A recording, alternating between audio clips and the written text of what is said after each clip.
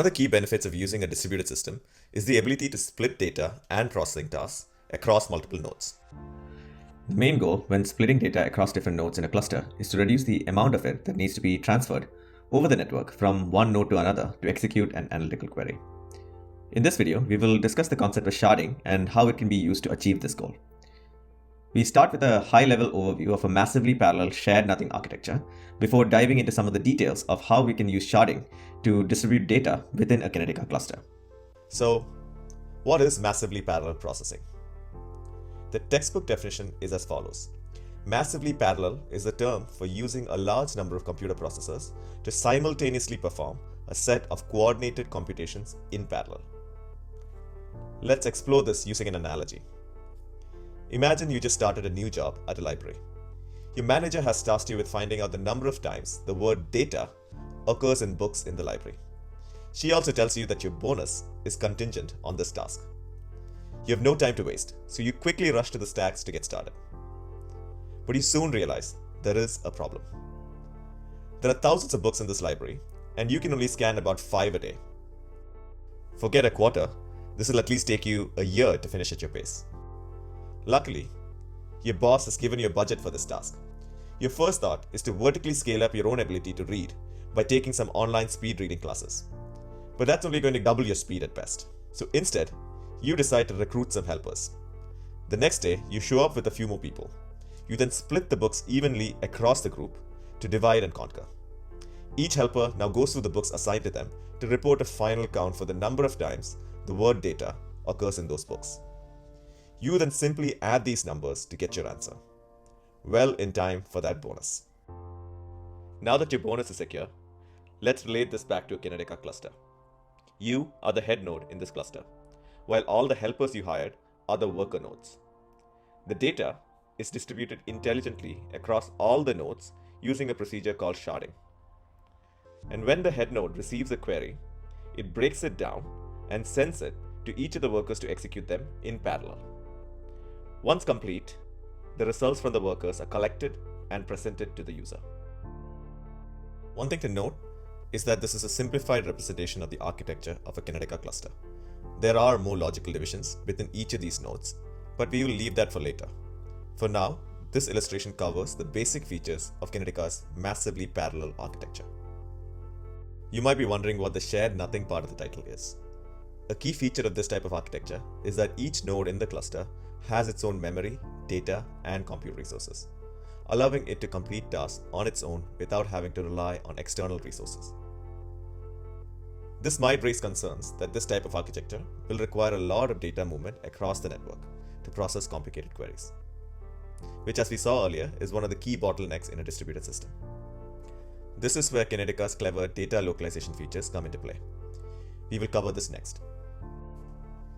The primary purpose with data localization is to minimize data movement between different nodes. Say you're still at your library job. After your last experience, you decided to enroll for a few data courses so that you don't have to do tasks like counting words manually. Now that your skills have improved, your manager decides to give you a slightly more complicated task. She wants you to count the occurrence of the word strong, but within each of the following genres: Greek mythology, murder mysteries, historical fiction, and science fiction. Armed with your newly acquired data chops and a very big data table that contains the name of the book, the author, the genre, and the text, you decide to try to solve this problem using a distributed system. Your first challenge is to figure out how to split this data up across the different nodes. Your initial thought is to just split the data randomly. But then you remember from your course that whenever possible you should distribute your data in a way that reduces shuffling of it across the network. Then you realize there is an easier and more intuitive way to do this. You can simply split the books based on the genre and let each worker handle one genre. This way, each node can calculate the count without having to worry about moving data from other nodes. This is the basic idea behind sharding. Sharding is the distribution of table data by hashing a particular value for each record. Hashing, in this context, is simply a way to map an arbitrary set of values to a fixed set of values. The function that maps the arbitrary set of values on the left to the fixed length set of values on the right is called the hash function. Let's go back to our library dataset to see how this is applied in the context of distributing data. In our case, the arbitrary set of values that we would like to map is the list of genres, while the fixed set is the number of nodes in the cluster. All the hash function needs to do is take the value from the left and translate that to one of the fixed values on the right. In our specific case, the number of genres that we had is the same as the number of nodes, which makes this a pretty straightforward task. However, imagine if tomorrow your manager asked you to repeat the same task, but for all the 25 unique genres in the library. At that point, you can simply specify the column that will be your shard key, which in our case is the genre, and under the hood, Kinetica will apply a hash function that would map the set of 25 genres to the 4 nodes. So, how does this help reduce data movement? Well, now with the data distributed in this manner, each node is only responsible for its own portion of the overall dataset, and analytical questions that rely on columns that comprise the shard key can be performed without having to move the data from one node to another.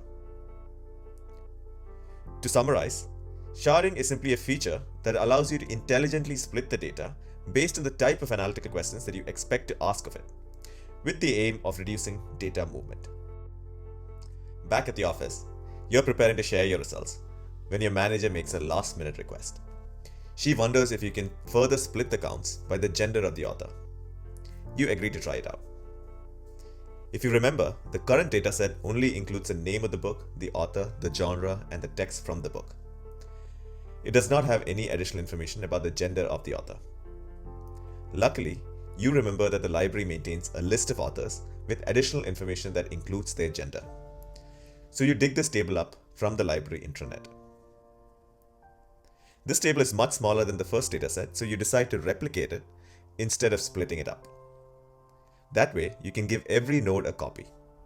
Now each node has information about the author's gender and can join this information with the first dataset to further split the count by gender. Again, without having to rely on other nodes. So Kinetica only allows 2 tables to be joined if they are co-located on the same node. There are 2 ways in which tables can be co-located.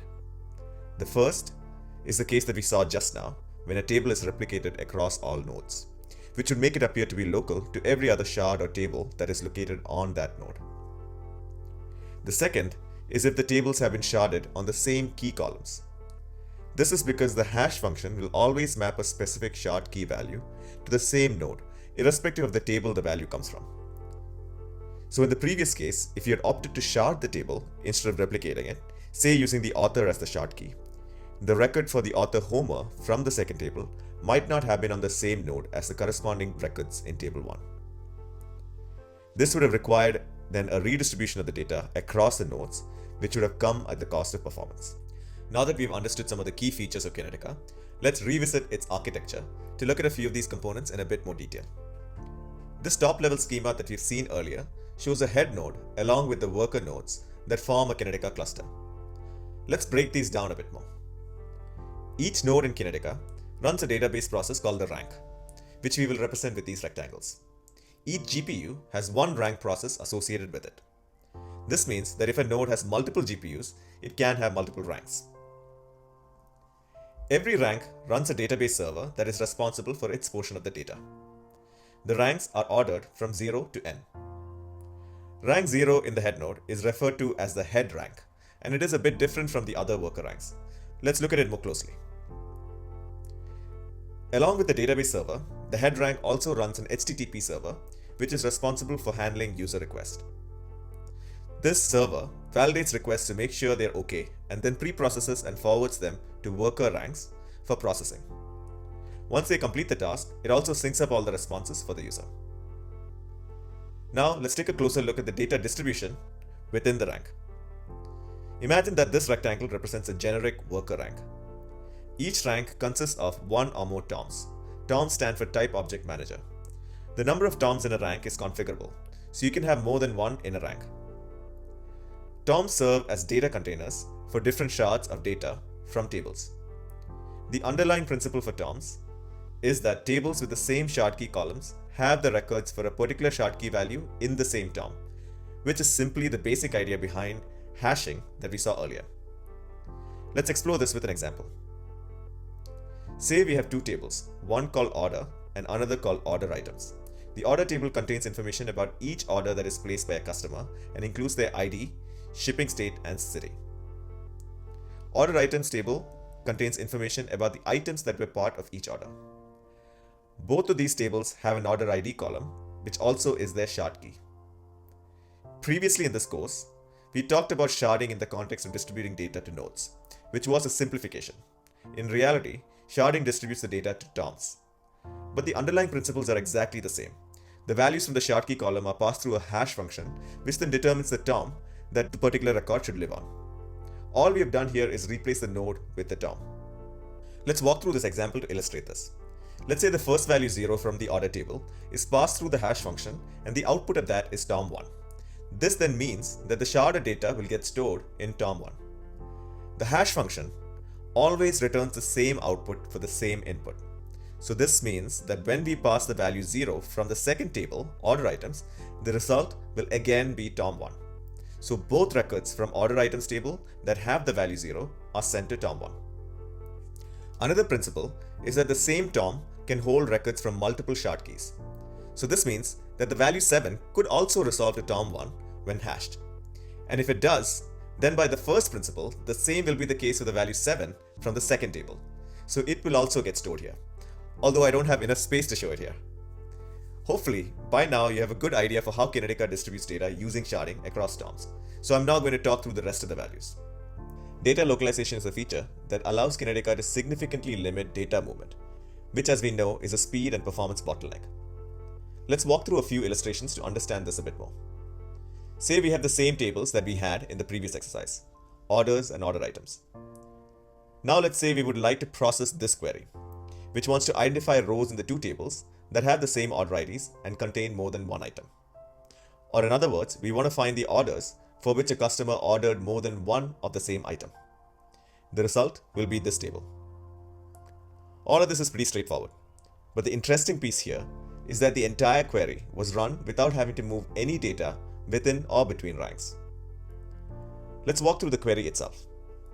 So when this query gets executed, we first filter all the rows in the order items table that have an item count greater than 1, which are these two rows. And their corresponding records inside Kinetica are here and here in tom1 and 2.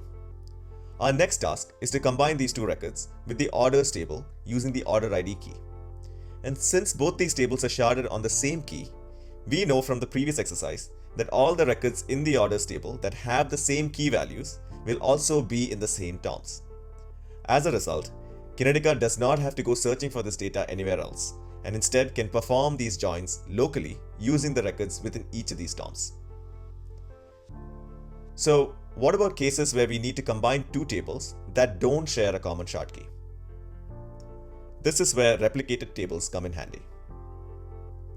Say we want to combine the orders table with a customers table that has information on each customer. But this table does not have the order ID column.